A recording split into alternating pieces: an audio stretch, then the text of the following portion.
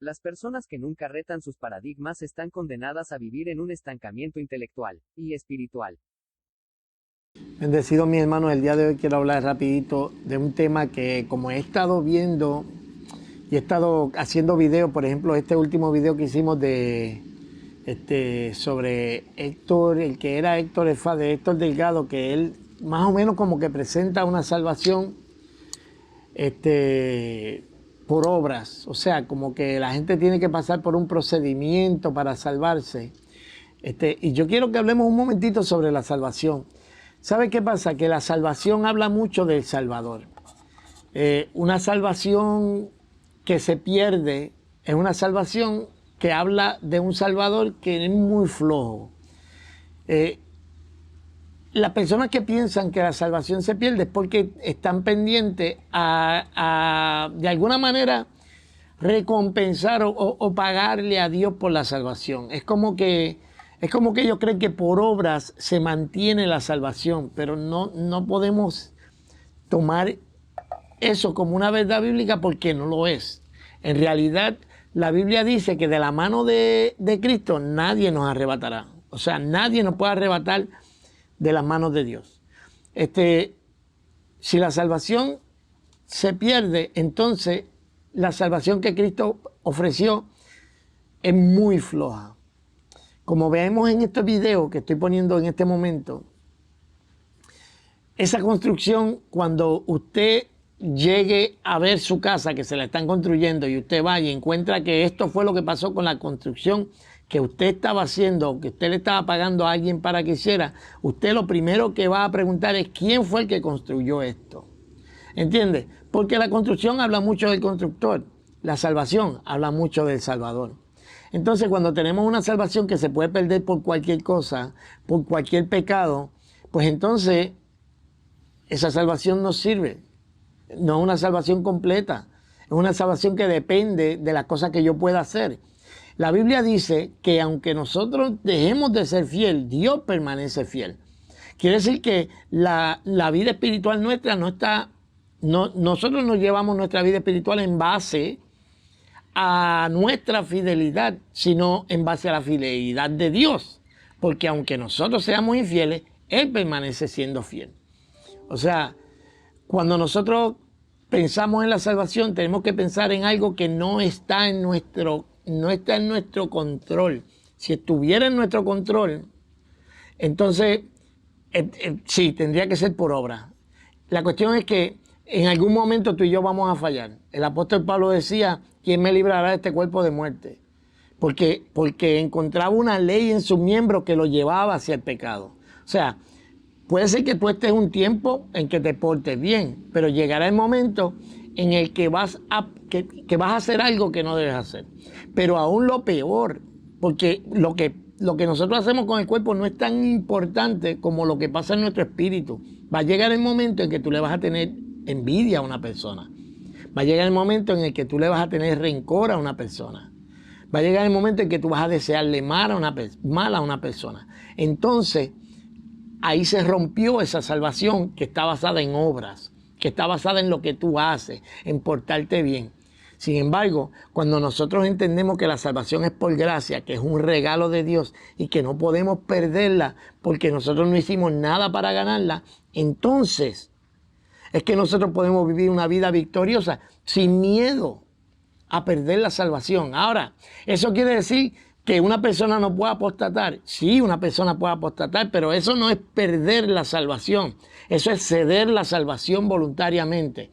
A diferencia de mis amigos calvinistas, ellos piensan que de ninguna manera una persona, después de ser salva, puede perderse. Yo creo que una vez una persona es salva para siempre. Pero también creo que Dios le ha dado la libertad al ser humano, tal libertad que en ocasiones se nos escapa el comprendimiento humano, la comprensión humana. Comprendimiento es un disparate. Comprensión humana. Y nosotros a veces queremos calcular a Dios de la manera en que nosotros calculamos a los demás seres humanos. Dios es mucho más que lo que nosotros podemos imaginarnos. Así que en la Biblia yo encuentro evidencia para decir la salvación no se pierde, pero también encuentro evidencia para decir Sí, las personas pueden voluntariamente apostatar de la fe. Y no me digan que bueno, ellos nunca fueron cristianos. No, tú no puedes apostatar de algo lo que tú nunca fuiste. Tú no puedes apostatar de una fe que tú nunca tuviste. Y no quiero entrar a las diferencias entre el calvinismo y el arminianismo, porque de eso no es que se trata. Yo lo que quiero es que el día de hoy, tú me escuchas, y tú lleves a tu corazón esta palabra, que es palabra fiel de Dios. Si nosotros somos infieles, Dios sigue siendo fiel. La salvación no se pierde porque tú cometiste un error. La salvación no se pierde ni porque tú cometiste un pecado. Cometiste un pecado, arrepiéntete de tu pecado, trata de enmendarlo y sigue para adelante. Esa es la vida del creyente. Esto no se trata de libertinaje tampoco. Esto se trata de entender cuál es el concepto bíblico de la salvación. El concepto bíblico de la salvación es: yo confío en que el regalo de Dios para mi vida, el sacrificio de Dios de Cristo para mi vida, es suficiente. Y que no se necesita una sola obra mía para mantener esta salvación. Y no se necesitó una sola obra mía para ganarme esta salvación. Así que el día de hoy, que encuentres ánimo en estas palabras. No se trata de libertinaje, porque una persona que sigue viviendo una vida de pecado es porque todavía no le ha nacido Cristo. ¿Entiendes? Esa es la gran diferencia. La gran diferencia es el fruto del Espíritu en los seres humanos. Y en algún momento vamos a volver a fallar, porque es que está dentro de nuestra naturaleza. Vamos a volver a fallar, pero que nos baste la gracia de Dios. Es suficiente la gracia de Dios para nosotros vivir una vida felices en el Evangelio. Se puede ser felizmente santo, se puede ser felizmente cristiano, sin miedo a pecar.